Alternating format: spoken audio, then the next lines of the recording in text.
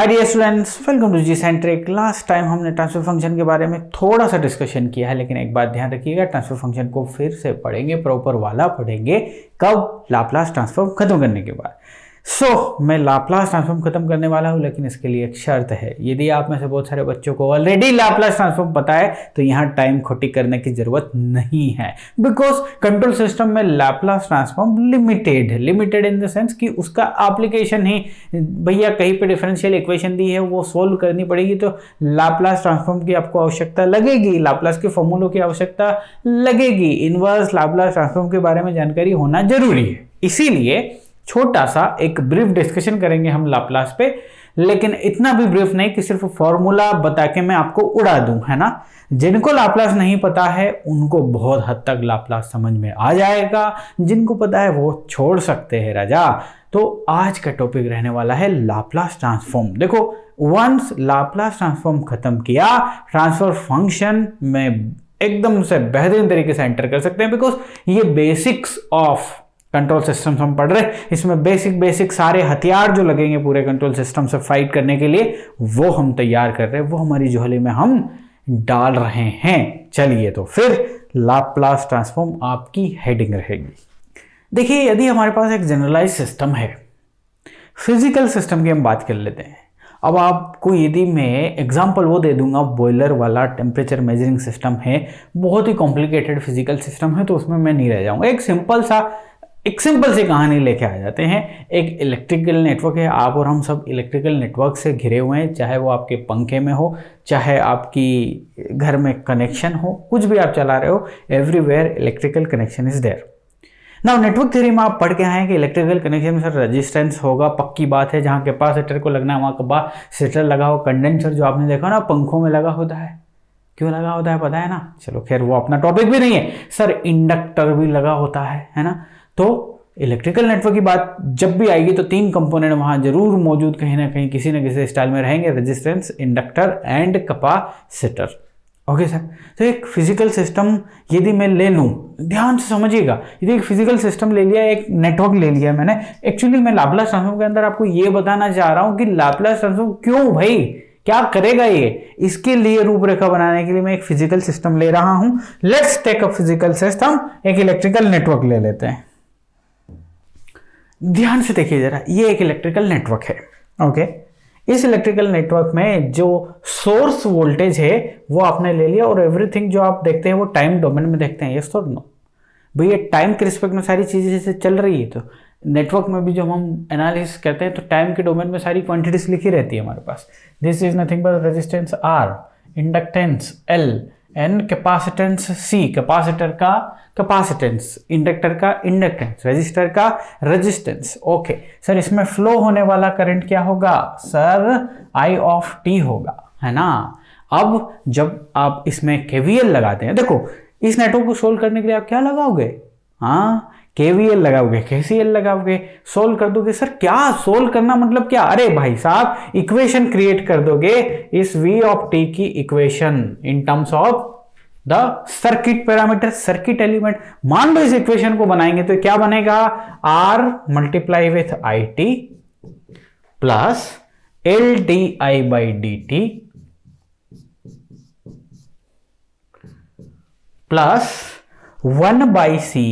ये आपको पता है, ये आपने कहां देखा होगा साहब? आपने नेटवर्क थ्योरी में देखा होगा। सर ये इक्वेशन बनती है। अब देखो, मेरी बात को ध्यान से समझना, इसके अंदर नहीं जा रहा हूं मैं, आपको क्या समझा रहा हूं। ये एक फिजिकल सिस्टम है। ओके सर, फिजिकल सिस्टम मतलब कहीं ना कहीं ये सर्किट लगा हुआ है भाई साहब, जहां पे आप इससे काम ले रहे हो।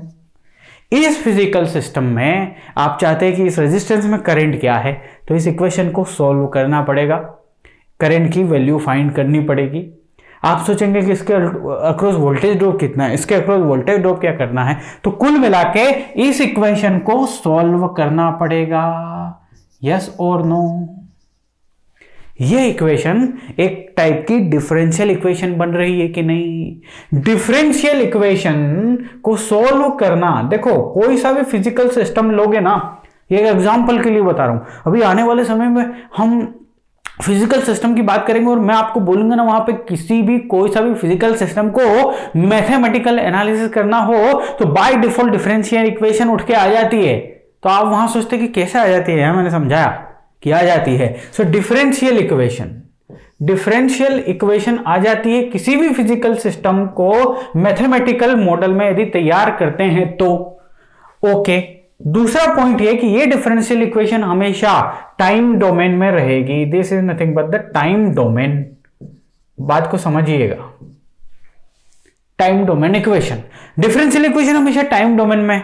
अब डिफरेंशियल इक्वेशन को यदि आपने जो भी फिजिकल सिस्टम बनाने के बाद आप सिस्टम का क्या करते हैं सर, एनालिसिस करते हैं, टेस्टिंग करते हैं, है ना, लेकिन पन्नों पे कर रहे हैं, यानी कि उसी मैथमेटिकल फॉर्मूला जो भी आपने क्रिएट किया उसमें आप क्या कर रहे हैं जी, एनालिसिस कर रहे हैं। तो इसकी इक्वेशन की जो कि टाइम डोमेन में है, एनालिसिस करोगे ना तो वो एनालिसिस आपके खोपड़े को खा जाएगी, यानी कि इसकी analysis in the time domain is very tedious. ठीक है, analysis is very tedious. Okay sir, analysis is very tedious. तो अब देखो, आप मैथमेटिक्स में जब आप इक्वेशन सोल्व कर रहे हो, किसी भी स्ट्रक्चर, किसी भी फिजिकल फिनोमेनन का आपकी मैथमेटिकल मॉडल है जिसे आप ऑन पेपर एनालिसिस करके उस सिस्टम के बारे में बता सकते हैं, वहां जाने की जरूरत नहीं, उस फिजिकल सिस्टम में आपकी एंट्री की कोई जरूरत नहीं, मैथमेटिकली आप बता सकते हो। अरे भाई साहब, आपकी कार एक पर्टिकुलर स्पीड से चल रही है, for example 60 kilometre per hour के हिसाब से चल रही है। अब आपसे कोई पूछे कि 1 घंटे में कितना चलेगी, आप सिंपली मुंह उठा के बोलोगे, मैथमेटिक्स है ना आपके पास, speed equal to time distance relation है या नहीं है, टाइम डिस्टेंस स्पीड में रिलेशन है। अब आपको वो टाइम की वैल्यू दे दे, डिस्टेंस की वैल्यू दे दे, स्पीड की वैल्यू दे दे, आप मैथमेटिकली सब कर लोगे, यस और नो। अब 60 किलोमीटर पर आवर के हिसाब से चल रहे, कोई आपसे पूछे 2 घंटे में कितनी दूरी तय करोगे, तो 120 किलोमीटर तय करोगे। आप ट्राई करके देखोगे क्या कि 2 घंटे में 120 किलोमीटर हुआ या नहीं? अरे मैथमेटिक्स इज देयर रे। सर समझ गए सर, जल्दी बढ़ो ना आगे।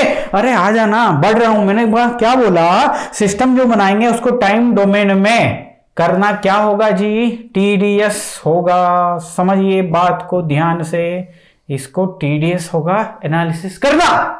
तो जल्दी से बताइए फिर क्या करें। फिर साइंटिस्ट लोगों ने क्या किया, इस पे वो काम किया कि यार इन इक्वेशंस को जो टाइम डोमेन में होती है एनालिसिस करना बहुत मुश्किल होता है, तो क्यों ना कुछ जुगाड़ बनाया जाए। तो लाप्लास ट्रांसफॉर्म एक टाइप का जुगाड़ ही है, ध्यान रखिएगा। सो क्यों ना जुगाड़ बना जाए। उस जुगाड़ से हम क्या करेंगे, इस टाइम डोमेन को किसी अनदर डोमेन में कन्वर्ट कर लेंगे। यहां पे उसको एस डोमेन या फ्रीक्वेंसी डोमेन भी बोलते हैं। फ्रीक्वेंसी डोमेन में कन्वर्ट कर लो। फ्रीक्वेंसी डोमेन में कन्वर्ट करना टूल ऐसा बनाया कि भाई टाइम डोमेन को फ्रीक्वेंसी डोमेन एस डोमेन में ले जाओ जल्दी से, और वंस आप एल डोमेन में लेके चले गए तो उसको एनालिसिस करना बहुत आसान होता है। नहीं समझे? देखो इस टाइम डोमेन, इस डिफरेंशियल इक्वेशन को समझिएगा, एक छोटी सी बात समझिएगा। जब डिफरेंशियल इक्वेशन को जब डिफरेंशियल इक्वेशन को इस डोमेन में ले जाते हैं ना बच्चे, डिफरेंशियल इक्वेशन को, तो अलजेब्राइक इक्वेशन मिल जाती है। अलजेब्राइक इक्वेशन को तो सोल्व करना बहुत आसान होता है सर। कौन सी अलजेब्राइक इक्वेशन? अरे sir S cube plus 2s square plus 3s plus 4 इस टाइप की यदि इक्वेशन हो तो इस इक्वेशन को तो सोल्व करना यूं कोड़ी की बात हो गई। लेकिन आप तो टाइम डोमेन की इक्वेशन को भले ही इस डोमेन में लेके चले गए। क्यों लेके चले गए? कि एनालिसिस थोड़ी इजी बन जाए। एनालिसिस इजी करने के बाद जब फाइनल आउटपुट देंगे ना हाथ में, तो आपको टाइम डोमेन में ही देना पड़ेगा। कोई सा भी फिजिकल सिस्टम टाइम डोमेन में ही डिफाइंड है, टाइम के साथ ही डिफाइंड है, with respect to time defined है। सर समझ गए? तो कहने का मतलब ये कि सर इस टाइम को एस में कन्वर्ट कर लीजिए एनालिसिस को इजी बनाने के लिए, और फाइनली आप इस एस को टी में कन्वर्ट करने का भी टूल बना दिए, तो फाइनली एनालिसिस सोल्व करने के बाद टाइम डोमेन में चीजों को ले आइए और बोल दीजिए हो गया काम। तो लाप्लास ट्रांसफॉर्म प्यारे बच्चे एक ऐसी टेक्निक है जो कि टाइम डोमेन की इक्वेशन को एस डोमेन में कन्वर्ट कर देती है। क्यों करना भैया? सर इस इक्वेशन को सोल्व करना थोड़ा मुश्किल है, उसको आसान बनाना इसलिए करना। सर ये एस डोमेन में ही क्यों किया, ये क्या बोला है? ये तो जुगाड़ है भाई, पेपर लिख दिया लिखने वाला, लाप्लास बंदा था वो, है ना, उसने लिख दिया, उसने कर दिया कहानी के ऐसा कर सकते हैं। समझे इतनी बात? तो Laplace transform is nothing but technique to convert time domain function into what? S domain. और एस डोमेन में इसको हम लिखेंगे कुछ ऐसे। सर ये एस क्या चीज है भाई? अरे भाई मानने वाले ने अपने एजम्पशन में दिया कि भाई ये जो एस है ना, ये एक कॉम्प्लेक्स नंबर है भाई, जो कि बना हुआ है रियल और इमेजिनरी पार्ट से।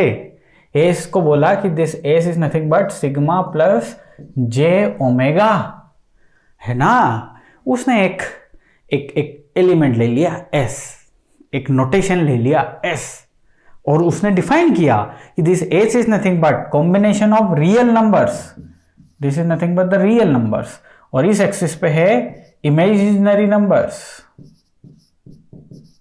इनका कॉम्बिनेशन।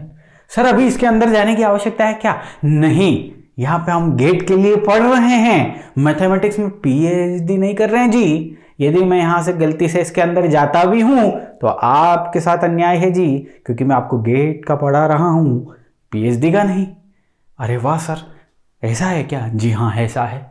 तो फंक्शन लाप्लास ट्रांसफॉर्म एक ऐसा टूल है जो कि टाइम डोमेन के फंक्शन को एस डोमेन में कन्वर्ट कर सकता है। तो सर फिर तो पक्का फॉर्मूला होगा सर? जी हाँ है फॉर्मूला, और वो फॉर्मूला है कि Laplace transform of F T, this Laplace transform of F T, ऐसे लिखते हैं इसको like this, is equal to integration from 0 से इंफिनिटी ये function F T into E to the power minus S of T E to the power minus S T D T. Oh sir ये tool लगेगा?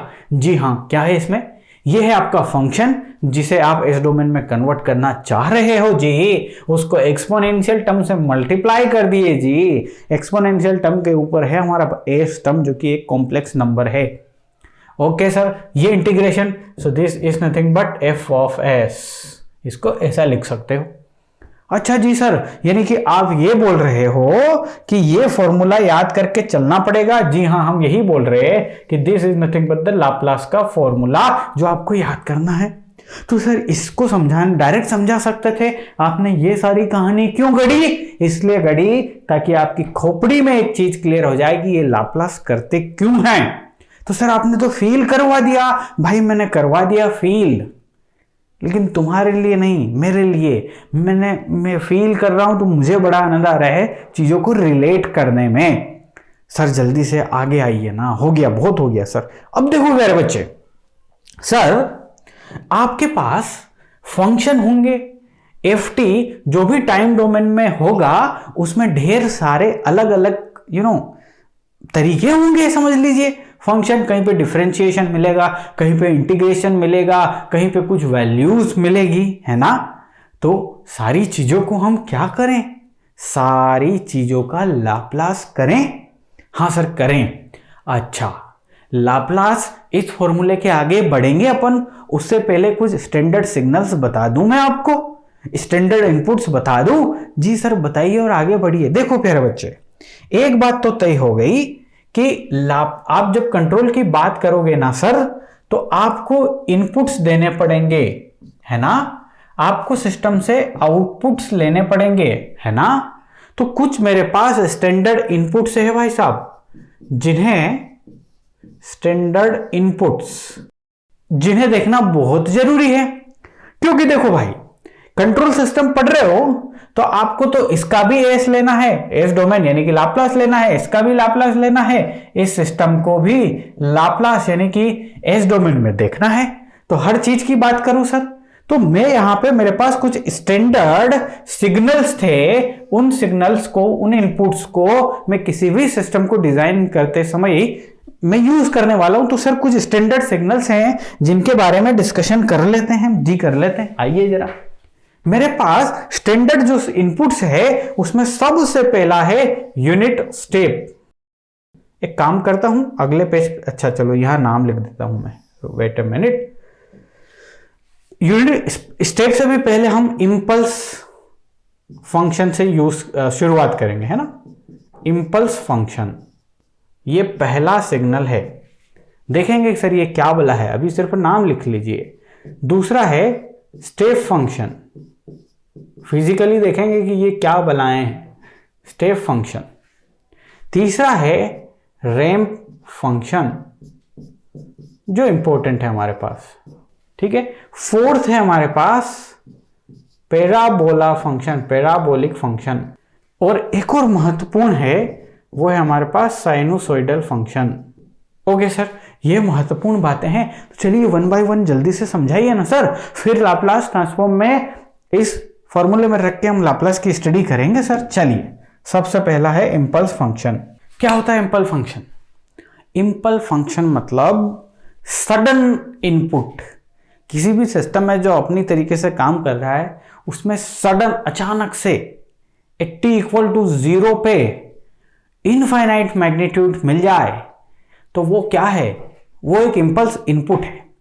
For example, आप ये एक physically मैं आप सिर्फ ऐसे ही समझा रहा हूं, ये सिग्नल नहीं है, इनपुट नहीं है। आप बैठे हैं आपके रूम में, बैठे हैं और अचानक से बाहर से तेज आवाज आए, समझ लीजिए बाइक का हॉर्न बजा हो और आपको डिस्टर्ब कर दे, तो आपके सिस्टम में वो एक इंपल्स इनपुट है। t इक्वल टू 0 पे मतलब in no time infinite input मिल गया। वहां पे इनपुट क्या है? नॉइस, इनफाइनाइट नॉइस मिल गई। समझ रहे हैं ना कहने का मतलब? सो इसको डिफाइन करते हैं हम डेल टी से। और डेल टी की वैल्यू क्या होती है भाई साहब? t इक्वल टू 0 पे ही ओनली डिफाइंड होती है और ये होती है इनफाइनाइट, यानी कि नो टाइम ये t इक्वल टू 0 पे इनफाइनाइट मैग्नीट्यूड मिल जाए आपको।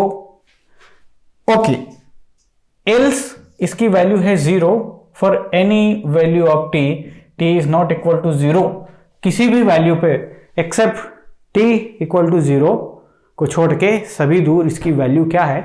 0 है। इसे हम इंपल्स फंक्शन बोलते हैं, है ना। यानी कि इंपल्स फंक्शन को यदि ड्रॉ करने की कोशिश करूं मैं तो वो क्या हो जाएगा सर?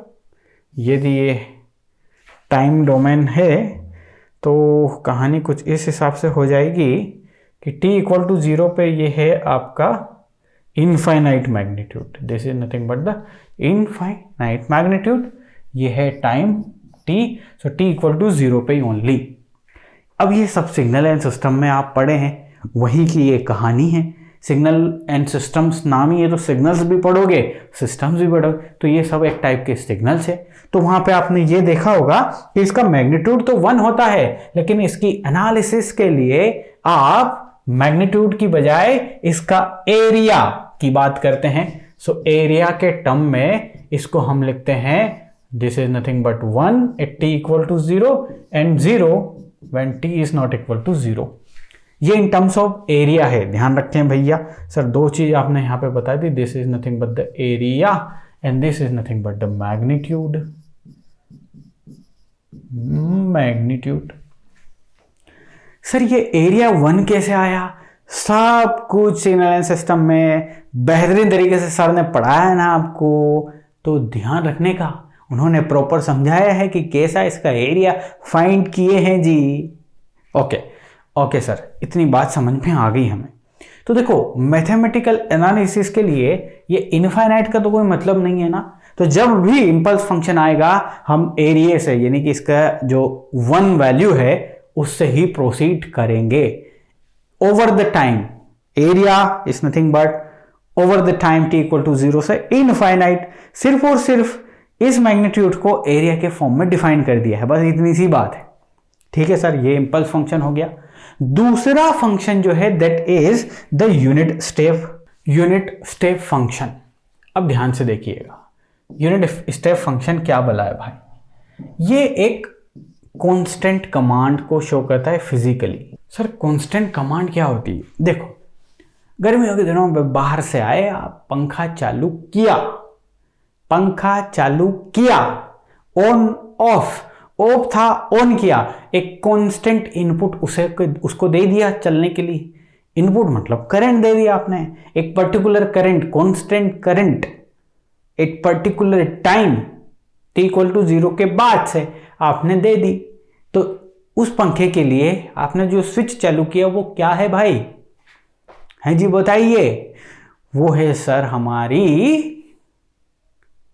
यूनिट स्टेप इनपुट या स्टेप इनपुट। सर समझ में आया। अब रेगुलेटर को लेके आते हैं पिक्चर में। पंखा चल रहा है 1 की स्पीड से, अब आपने रेगुलेटर को कर दिया 2 पे, तो अगेन आपने एक स्टेप इनपुट दे दिया है।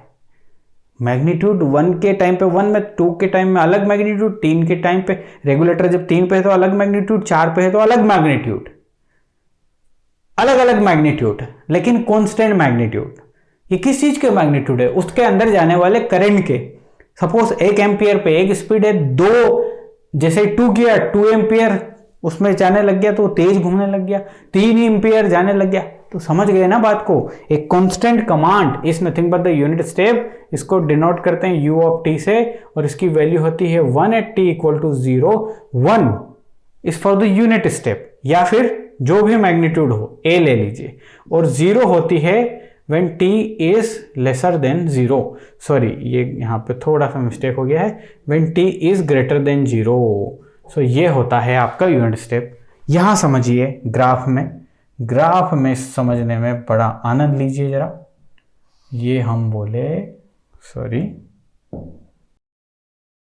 दिस इज द कहानी, ठीक है। ये u ऑफ t है, this is nothing but the time scale, इसकी वैल्यू हो गई ये, this is nothing but a। 1 हो तो यूनिट स्टेप, 2 है तो इसकी वैल्यू 2, लेकिन वो वैल्यू कब होगी? t ग्रेटर देन 0 पे इसकी वैल्यू 2 है। ये एक लाइन t की कोई सी वैल्यू पे a इज फिक्स ना, इसे ही तो बोलते हैं कांस्टेंट कमांड है।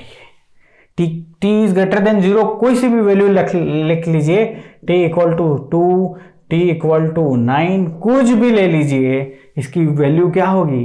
अरे पंखे में यदि आपने 2 पे सेट किया और 2 एम्पियर करंट जा रहा है, 1 घंटे बाद भी वही जा रहा होगा, 10 घंटे बाद भी वही जा रहा होगा। यस और नो? सर समझ गए सर? ओके।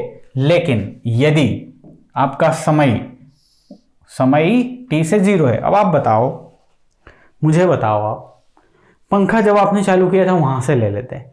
जैसे ही ऑन किया उसके अंदर एक कांस्टेंट कमांड गई और वो काम करने लग गया, लेकिन जब वो कमांड आपने नहीं दी उससे पहले सिचुएशन क्या थी?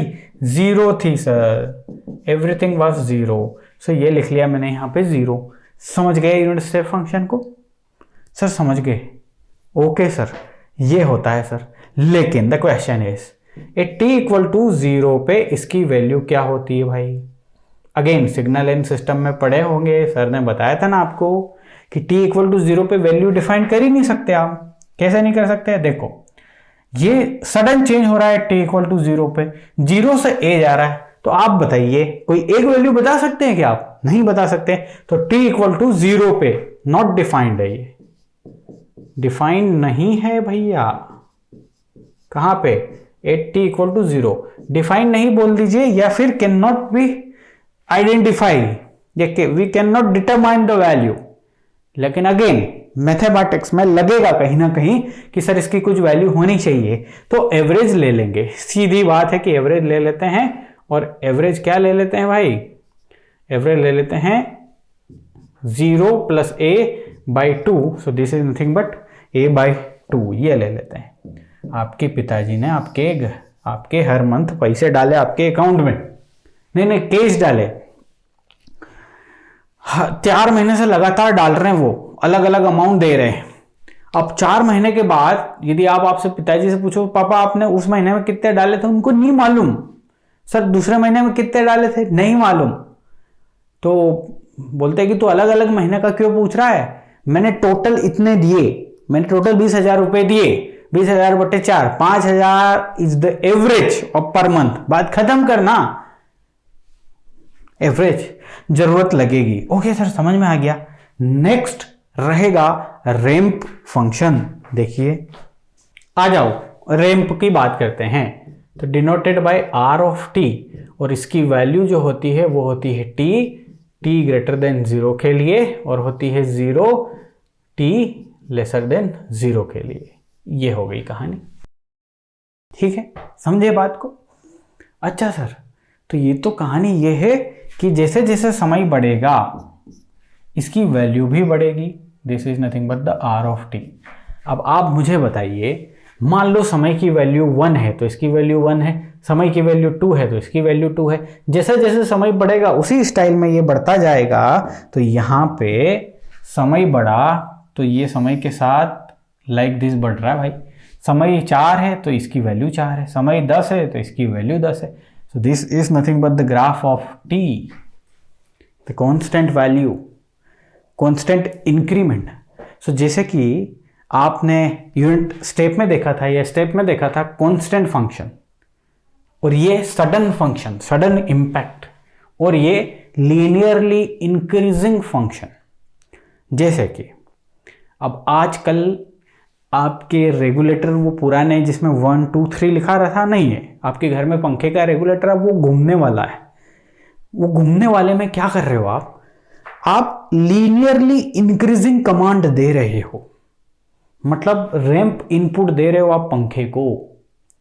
पंखे के अंदर पहले क्या होता था, ध्यान से सुनना मेरी बात, ये पंखा है, आपने रेगुलेटर को 1 पे सेट करना है, 2 पे सेट करना है, 3 4 और 5, पहले की बात कर रहा हूं, पहले के जमाने में जो होता था 1 पे। फॉर एग्जाम्पल पंखे में जा रही करंट यदि 1 एम्पियर है, यहाँ 2 एम्पियर है, यहाँ 3 एम्पियर है, यहाँ 4 एम्पियर और यहाँ 5 एम्पियर, मैंने मान लिया बस। अब ना तो वैल्यू पे जाइएगा और ना ही नंबरिंग पे जाइएगा। जैसे ही आप 1 से 2 पे स्विच किए उसके अंदर 2 एम्पियर जाना चालू हो गया, 2 से 3 किए 3 एम्पियर जाना चालू हो गया। लेकिन अब सिर्फ ऐसा नॉब होता है जिसे आप कंटिन्यूअसली घुमा सकते हैं, स्टेप्स होती ही नहीं उसमें कि 1 से 2 2 3। आजकल के रेगुलेटर देखिए उसमें आप स्टेप्स नहीं बनी हुई है। तो यहां पे आप लीनियरली इंक्रीजिंग करंट दे रहे हैं, 1 ampere, 1.2, 1.3, 1.5, 1.6 and 2 and 2 like this, यानी कि करंट की हर एक वैल्यू यदि आप इसको घुमा रहे हैं तो आप पंखे को कौन सा इनपुट दे रहे हैं जी, जो टाइम के साथ लीनियरली इंक्रीज कर रहा है, यानी कि रैंप इनपुट। तो हमेशा ऐसे इनपुट, हमेशा ऐसे सिग्नल जो कि लीनियरली इंक्रीजिंग हो, उन्हें हम क्या कहेंगे बाबूजी? सर लीनियरली, उसको हम बोलेंगे रैंप फंक्शन या रैंप इनपुट। तो फिजिकली एग्जिस्टिंग इनपुट है, इसीलिए इसके बारे में मैंने चर्चा करी। सिमिलरली आप पैराबोलिक ले लीजिए और साइनोसॉइडल ले लीजिए। तो पैराबोलिक भी ले लेते हैं। देखिए जरा, पैराबोलिक फंक्शन जो है उसका फंक्शन जो p ऑफ t ले लेता हूं। चलिए, इसकी वैल्यू होती है t²/2, parabolic in the nature. कब? लेकिन when t is greater than 0, और इसकी वैल्यू होती है 0 when t is lesser than 0। ठीक है, यानी कि जब इनपुट का जो सर चेंज होगा वो कुछ इस फैशन में होगा, तो उस टाइम पे हम इसको क्या बोलेंगे? Parabolic function like this is nothing but the t²/2। हाँ, इसका कुछ भी मैग्नीट्यूड हो सकता है, a लिख लेते हैं। यहाँ पे भी सर t की बजाय a ऑफ t, यानी कि एक पर्टिकुलर नंबर से मल्टीप्लाई, सब कुछ हो सकता है। जो वैल्यू है वो कहानी है, समझ जाएंगे सर, है ना। इसके अलावा एक और महत्वपूर्ण है, that is the sinusoidal functions. तो देखो प्यारे बच्चे, साइनोसॉइडल फंक्शंस को करने के लिए बहुत आसान चीज, साइनोसॉइड जो क्या करते हैं, देखो आपने साइन की वेवफॉर्म देखी या नहीं देखी बताइए? हाँ सर, साइन की वेवफॉर्म देखिए, जो कंटिन्यूअसली क्या होती है, अप डाउन लाइक दिस, है ना। यानी कि वाइब्रेशन का नेचर है कि नहीं साइनोसॉइडल। किसी पर्टिकुलर सिस्टम में यदि वाइब्रेशंस लगे हों तो हम बोलेंगे साइनोसॉइड्स लगे हैं, ऑसिलेशंस हैं, साइनोसॉइड्स हैं, है ना। और साइनोसॉइडल के लिए बेस्ट सूटेड फंक्शन हो गया आपका साइन ओमेगा टी। कोस भी ले लीजिए, कोस ओमेगा। इस टाइप के नेचर के जो इनपुट्स हैं उन्हें हम साइनोसॉइड फंक्शंस बोलेंगे। सर बेसिक चीजें समझ गए। अब आइए मुद्दे पे, लाप्लास ट्रांसफॉर्म पे आएंगे और लाप्लास ट्रांसफॉर्म के इस फंक्शन से सारे इनपुट्स को ट्रांसफॉर्म करके देखेंगे कि इस डोमेन में इनकी क्या क्या वैल्यू है। इसके अलावा भी डिफरेंट फंक्शंस देखेंगे और ये देखेंगे कि लाप्लास में उनकी वैल्यू क्या होती है। ये सब क्यों कर रहे हैं? क्योंकि इंटायर कंट्रोल सिस्टम में हमें एस डोमेन वाला फंक्शन चाहिए सर, तो टूल दे दिया। अब कुछ फंक्शन भी इकट्ठा करके लेके चलते हैं ना, भर लो झोले में, चल रहे हैं अपन इस यात्रा में, काम आएगी चीजें। मिलूंगा अगले लेक्चर में, बाय बाय।